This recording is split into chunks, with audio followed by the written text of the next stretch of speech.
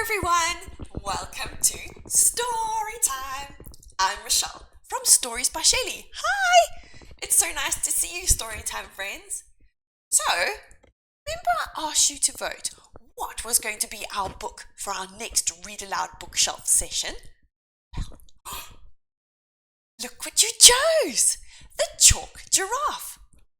I can't wait to read this with you. I wonder what it's going to be about. Does look like a very special story, don't you think? Well, do you like drawing pictures with chalk? Maybe you draw some beautiful pictures on your driveway, or you've got a special chalkboard in your classroom. I like drawing pictures. It makes your imagination go wild. Well, our very special story today is brought to you by Imagnary House. They're awesome publishing house here in South Africa, and if you like this book, maybe you want to buy some more. All the details are in the caption below. Please have a look, and maybe you can take home this book just for yourself. Are you ready to get into some stories? I am. So let's see what the Chalk Giraffe is all about. Get some lovely warm hot chocolate, find a comfortable pillow, and let's get into story time.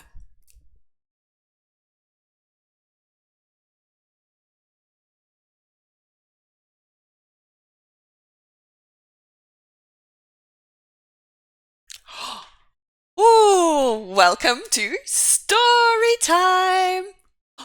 There's our book, The Chalk Giraffe, and it's written by Kirsty, Paxton, and are beautifully illustrated by Megan Lotter. I wonder what it's going to be about. Let's see. The Chalk Giraffe. Look at all those beautiful pictures. Oh, Storytime friends, I really like drawing, don't you? There's so many wonderful things you can draw with chalk. The Chalk Giraffe. One day, I drew a giraffe out of chalk. My giraffe came alive. He could eat, and he could talk. That would be the most amazing thing, don't you think, Storytime friends? If you could draw a picture and it could come alive. Wow. What would you draw? Maybe an eagle and you could go flying, or a hot air balloon. Maybe a super fast racing car. Oh, our giraffe said, "I'm alone," he cried out. "There's just grey all about." So I drew him a tree growing up from the ground. Oh, how cool is that? My giraffe liked that tree. Its green leaves were just right. When they tickled his neck, he was rather a sight. But still, I could see that his face looked forlorn, peering out from among the acacia thorns. Oh, so although he had a tree, Giraffe was still a bit upset.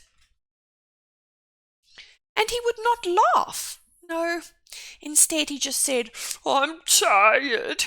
I can't use the cement for a bed." So I drew him some grass that was dark green and lush, and soon night came, and all was a hush. Oh, there we go. Now our giraffe is having a nap. He's getting ready for bed. He's got a lovely green area to sleep on. Oh, that's perfect. Till my chalk giraffe gave a deep, grumpy sigh and then waited for me to make a reply. "Oh, what's the matter?" I queried. "It's so dark," he objected. "I'm feeling quite comfy. Now you've gone and wrecked it." Oh, this giraffe is very grumpy. What did she do that made him, not enjoy his sleep? I don't understand. So I drew him a zillion bright, white, chalky stars, and then later a sun coming up from afar. "Oh my goodness," he grumbled. "It's so bright. I can't sleep. Now I'll have to wake up, and it's still grey and bleak." Oh, Mr. Giraffe, I don't think he's going to be pleased. He seems very grumpy. Well, I've had enough, I said, dropping my chalk. I wish I hadn't drawn a giraffe who could talk. For instead of thanks or a nice compliment from a noble giraffe or an art-loving gent, all I get is a grumpy or unhappy glance. So goodbye, old giraffe. You've used your last chance. He's made her all upset because he was so grumpy. So I rubbed that giraffe right out with my shoe, and the stars and the sun and the tree that I grew. She's rubbing it away. It all turned to chalk smears that said never ever. And that was the end of my chalk art endeavour. She rubbed it away. No more chalk giraffe. He's gone. But that night I lay thinking of my work of art. My angry thoughts ended deep down in my heart. I really missed that grumbling giraffe. I knew I still loved him, laugh or no laugh. Look, she's sad. She misses the little giraffe. Storytime friends, what do you think she should do? I think that's a good idea. Let's see if she does that. The next morning, I leapt up awake. I took up my chalk to mend my mistake. I drew a dark red rising sun with some twinkling stars in the sky, just for fun. Then I drew a tree with white acacia thorns. And lastly, with care, from his feet to his horns, I drew my giraffe with yellow and brown and big spots of orange, but still with a frown. But this time I noticed his twinkling eye and his sense of humour, which was quite dry. There he is. She drew him again. Yay! "Come join me," he asked. "We'll soon see who's erasable." That giraffe grabbed my chalk, and I suddenly found I had stick legs and arms, and I was stuck to the ground.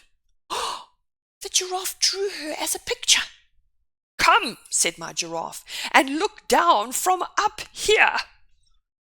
World looks quite different than it would appear." He wants her to come and see what he sees. So I proudly showed off my tree climbing talents, and I scaled his long neck with great skill and balance. And finally, perched between his horns, I surveyed his new world and felt quite forlorn. So she saw it from the giraffe's perspective, how he's looking, and she felt a bit sad too. For all I could see were a few chalky scrawls, not a great work of art that I'd hang on my walls. "Oh, I know what's missing," I cried out with glee. "This world needs much more than just you and me." So Giraffe and I got to work right at that minute. Look what they drew. What can you see, Storytime friends? Oh, I see snakes and zebra. Wow, that's a beautiful pictures. So we drew zebra and buck and some small spotted genet and snakes in trees and tiny dung beetles, even a leopard and some sprinting cheetahs. Wow, they drew so many animals. and rhinos with horns, and great ellies with trunks, and a crocodile with a grin, looking out for his lunch. Oh, Storytime friends, can you pretend you're a crocodile? Put out your arms and go snap, snap, snap. There's still something missing, said my friend. Oh, and I groaned. Oh, you'll never be happy. What a pain, I moaned. But still I could see from the giraffe's perspective there was something absent. But I'm no detective. What do you think is missing? What should they draw? Maybe they should draw some birds. They didn't draw any birds. Maybe some flowers? What do you think is missing for our giraffe? So I let my old friend draw one lost giraffe, and it looked just like him, except it laughed. Oh, he drew a happy giraffe. Yay! I sighed with relief. I was finally done. My giraffe could pretend, but I knew he was one. So I climbed right back down that long furry neck till I was to him just a small, tiny speck. Oh, so that's what our giraffe needed. He needed a friend. That's all. He needed a friend. Then I waved my goodbye. My giraffe didn't flinch, but I think I saw his right eye move an inch. Look, he's winking. Clink, clink. And I knew at that moment we'd created great art, and was glad that I'd let my giraffe play his part. What a fun story! The end. Oh, Storytime friends, what did you think of that story? If you loved it, please give me 2 thumbs up. Yay! And if you want to get a copy of it yourself, you can go to the shop. Just here, all the details are in the bottom, at Imaginary House. Maybe you would like to read this story in your own house. We'll see you for another Storytime adventure. Thank you, everybody. See you again soon. Bye.